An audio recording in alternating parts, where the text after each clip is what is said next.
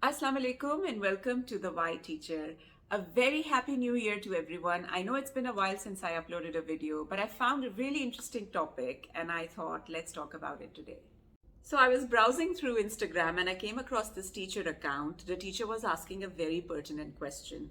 Is it criminal for a teacher to be sitting at their desk during a lesson? So, generally, when administration finds a teacher sitting peacefully through a lesson, they assume that she's wasting or he's wasting learning time of the children. They feel that no action is happening inside the classroom, and probably this is a breach of the commitment that the teacher has made towards delivering a lesson. On the contrary, I think they should try to understand that teachers are human beings. They can get overwhelmed, at times.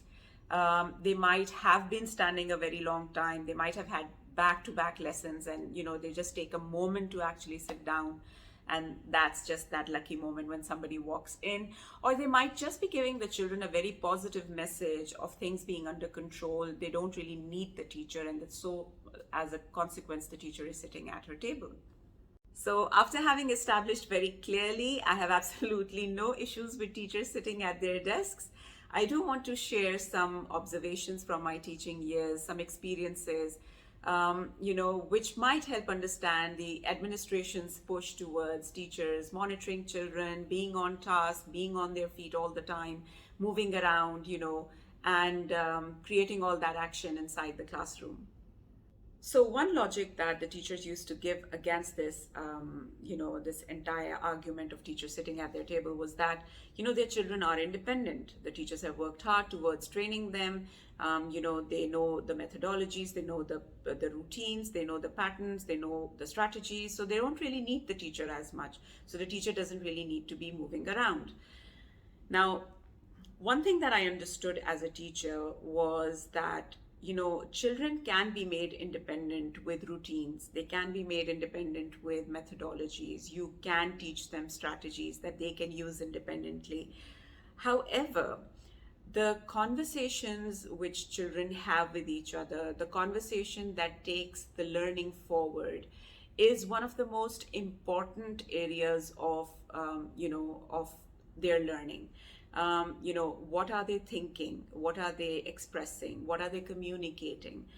The presence of a teacher in such moments can really do lots of things for the teacher. Number one, it tells her where the child really is, because the kind of discussion the child is having, the kind of questions the child is asking, really tells the teacher where the child really is on a certain concept or topic.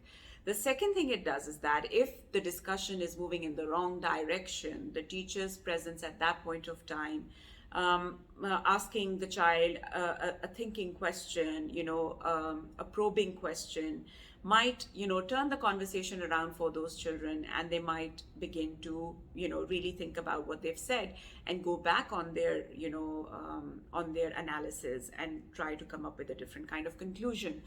So I always felt that the learning really always happened when the children were left alone to talk, and when the children were on their own following a certain routine independently. But that was the time for the teacher to actually move around. When the teacher is teaching the children routines, she's extremely busy. The focus is not the learning, the focus is the pattern that they need to follow. Because once your routines are in place, then the learning can start to happen.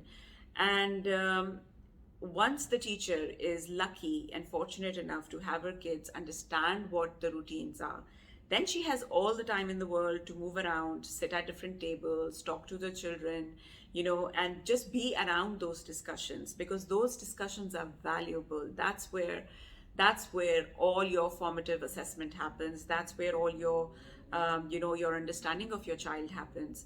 So I feel that a teacher who takes a break or sits at a table or just argues on the stance of not moving around through the lesson and just wants to sit at their table because they can do it from there, I think they miss out on a lot of opportunities as a teacher. I somehow feel that the presence of a moving teacher is also a great motivator for the children to stay on task. Not just out of fear that the teacher's there, so now they have to do it, but also the fact that, the teacher, if she's somebody who stands at different tables and appreciates what's happening or asks questions related to what they're saying. Children get involved in the process and they begin to feel like they are heard, that people understand them, that their contribution is valued. They tend to feel mature, they tend to feel appreciated. And I feel that in itself is such a huge contribution of a teacher who's on the go.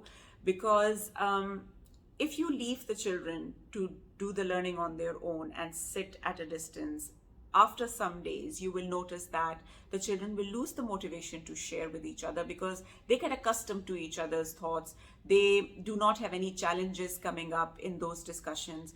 It is the teacher who actually pops in at each table and gives them a challenge to think about. So I think a moving teacher is a source of inspiration for children to keep at it, to keep going with their tasks. Another pointer to add to this discussion, of course, is that a teacher who's moving around tends to give the children the feeling that, they're all in it together, and that they have these goals that they've written on the whiteboard to achieve. There are these learning outcomes that need to come out at the end of the lesson, and everyone's moving in a momentum towards it. So not sitting at the desk actually helps in that way, because then the teacher is also consistently in action, and the children also learn to move with her. The pace that's created inside the classroom helps the lessons to be, the objectives to be met. Children tend to become accustomed to, work at a certain pace. Their stamina for writing, for reading, everything becomes, very focused with this kind of an approach. And so to conclude it is not criminal for you to sit at your desk. However, it's also important to understand the difference that your presence and energy brings about when you're around your children. Please do share your feedback and comments with me, and I'll see you next time. Allah Hafiz.